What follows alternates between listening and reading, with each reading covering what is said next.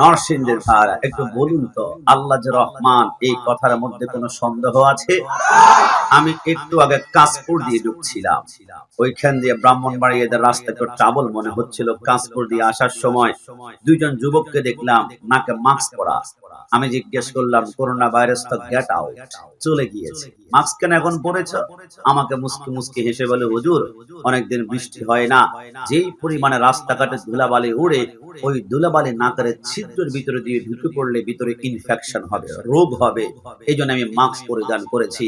তো আমি মুস্কি মুস্কি হেসে বললাম, তোমার নাক যেমন খোলা তোমার চোখও তেমন খোলা, তো নাকে যেহেতু মাস্ক লাগিয়েছ চোখেও তো একটা মাস্ক লাগানো দরকার ছিল।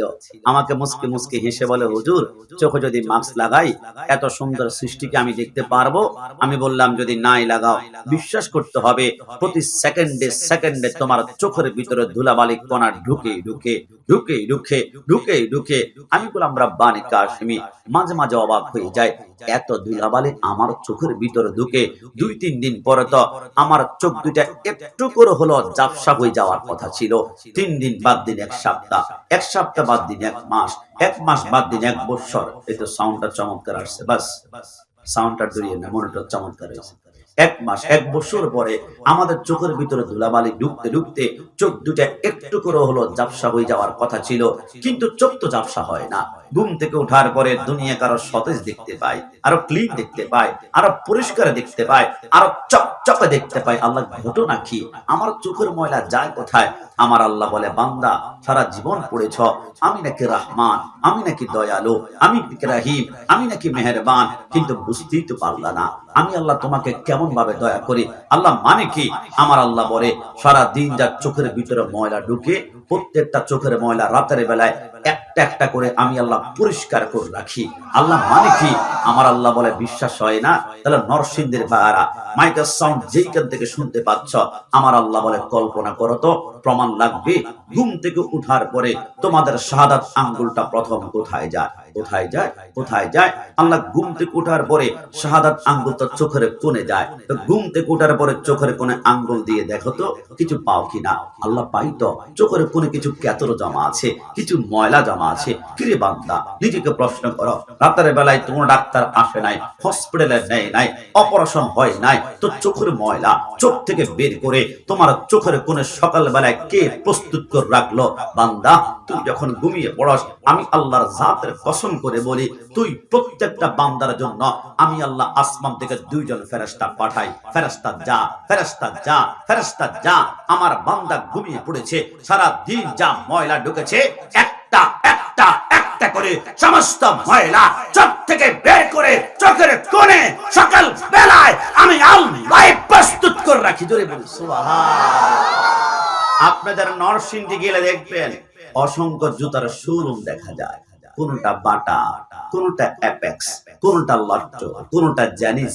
এক জোড়া চামড়ার জুতা কিনতে হলে সর্বনিম্ন 3 থেকে 4 হাজার টাকা আপনারা পেমেন্ট করতে হয়। এত দামি জুতা কিনলেন, 1 বছর হাঁটবেন, 2 বছর হাঁটবেন, 3 বছর পরে হাঁটতে হাঁটতে জুতার তলা ক্ষয় হতে হতে 3 বছর পরে জুতার তলা কিন্তু আর খুঁজে পাওয়া যাবে না।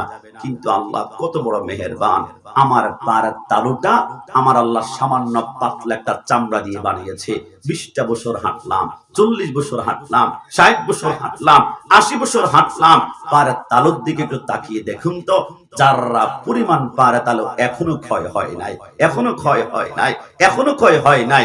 ফাবি আইয়ি আলাই রাব্বিকুমা তুকাজ্জিবান। সারা জিন্দেগি চেষ্টা করলো আল্লাহর নিয়ামতের শুকরিয়া আদায় করে শেষ করা যাবে না? না, জবান খুলে বলতে হবে যাবে, ডান হাত তুলে বলুন যাবে।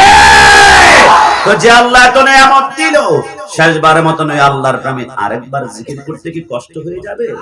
দেখি তো, লা ইলাহা লাউ জব লা ইলাহা লাউ জোরে লা, সবাই লা ইলাহা, নামাজ রোজা ছাইল না, নবীজির দরদ বইল না, বল নামাজ রোজা ছাইরো না, নবীজির দরদ ভইল না, নবীর দরদ না ভুলিলে, নবীর দরদ না ভুলিলে নবীজি তোমাদের ভুলবেন না। লা ইলাহা লাউ জপলা ইলাহা লা সবাই লা ইলাহা আলা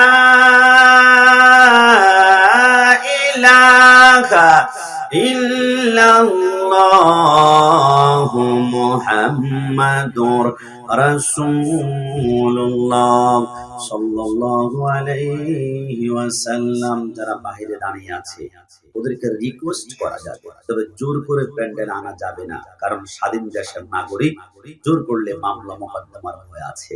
তবে এটা কোনো দুনিয়ার কোনো প্যান্ডেল মনে করবেন না, কসম খোদার, महबूब की महफिल को महबूब ने सजाती है, आते हैं वही जिनको সরকারে বুলাতি হে।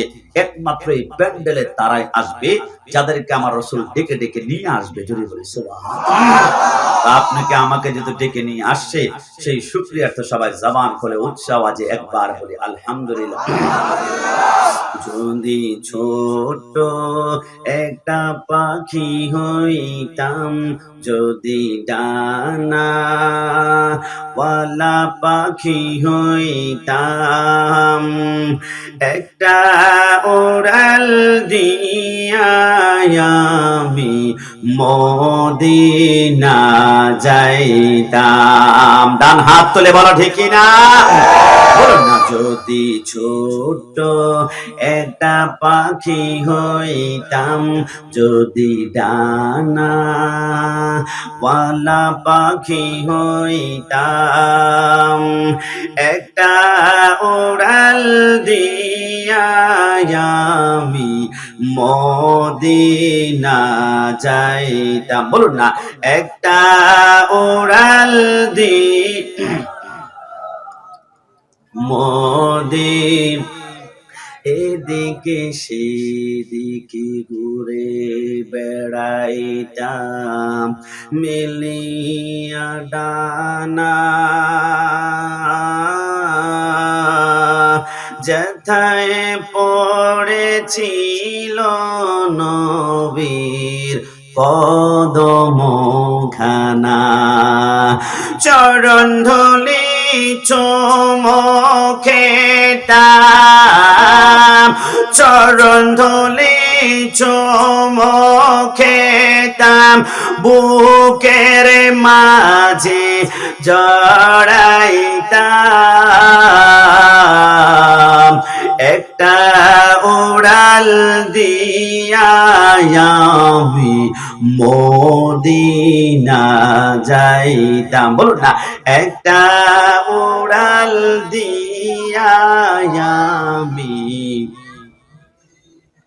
ওই মদিনায় আছে না আমার হাবিবে খোদা,